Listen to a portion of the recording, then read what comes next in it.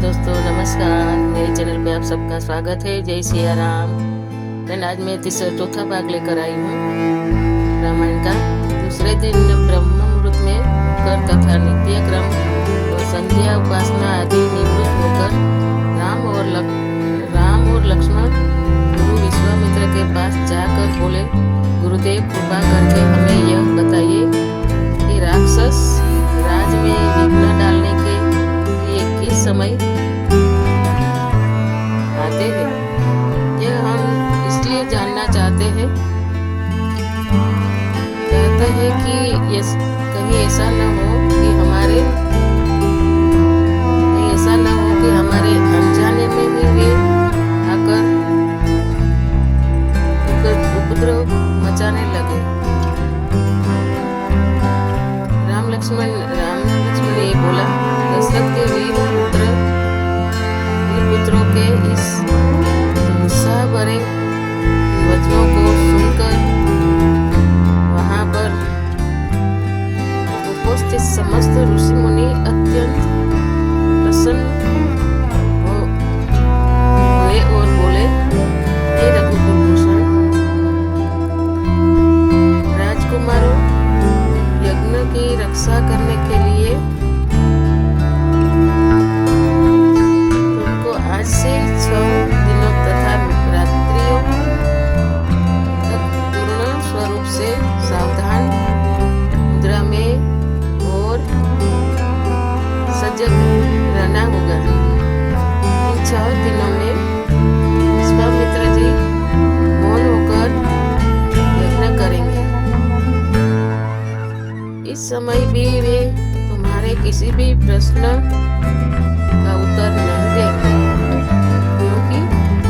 यज्ञ की दीक्षा ले चुके। जब यज्ञ की दीक्षा लेते हैं तो विश्वामित्र कुछ बोलते नहीं है। सूचना पाकर राम और लक्ष्मण दोनों भाई अपने समस्त शस्त्रास्त्रों से सुजित होकर यज्ञ की रक्षा में तत्पर हो गए। 5 दिन और 5 रात्रि तक वे निरंतर बिना किसी विश्राम के सतर्कता के साथ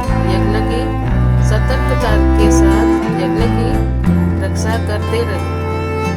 तो इस अवधि में किसी भी प्रकार की विघ्न बाधा नहीं आई।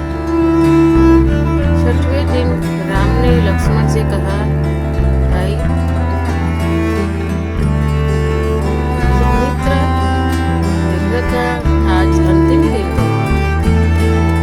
और उपद्रव करने के लिए राक्षसों की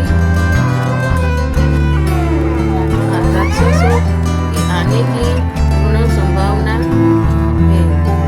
आज हमें विशेष रूप से सावधान रहने की आवश्यकता है। तनिक भी असावधानी से मुनिराज का यज्ञ और हमारा परिश्रम निष्फल और निरर्थक हो सकते हैं। राम ने लक्ष्मण को अभी सचेत किया ही था कि यज्ञ सामग्री, चम्स, समिधा आदि अपने आप भभूक उठे। आकाश से ऐसी ध्वनि आने लगी जैसे मेघ गरज रहे हो और सैकड़ों बिजलियां तड़क रही हो। इसके पश्चात मारीच और सुबह की राक्षसी सेना रक्त, मांस, मज्जा, अस्थियों आदि की वर्षा करने लगी। रक्त गिरते देखकर राम ने उपद्रवकारियों पर एक खोजपूर्ण दृष्टि डाली। आकाश में मायावी राक्षसों की सेना को देखकर राम ने लक्ष्मण से कहा, लक्ष्मण तुम धनुष पर सरसंधान करके सावधान ही हो जाओ। मैं मानवास्त्र चलाकर इन महापापियों की सेना का अभी नाश किए देता हूँ। यह कहकर राम ने असाधारण स्फूर्ति और कौशल का प्रदर्शन करते हुए उन पर मानवास्त्र छोड़ा। मानवास्त्र आंधी के वेग से जाकर मारीच की छाती में लगा और वह उसके वेग के कारण उठकर 100 योजन अर्थात 400 कोस दूर समुद्र में जा गिरा। इसके पश्चात राम ने आकाश में आग्नेयास्त्र फेंका, जिससे अग्नि की एक भयंकर ज्वाला प्रस्फुटित हुई और उसने सुबाहु को चारों ओर से आवत कर लिया। इस अग्नि की ज्वाला ने क्षण भर में उस महापापी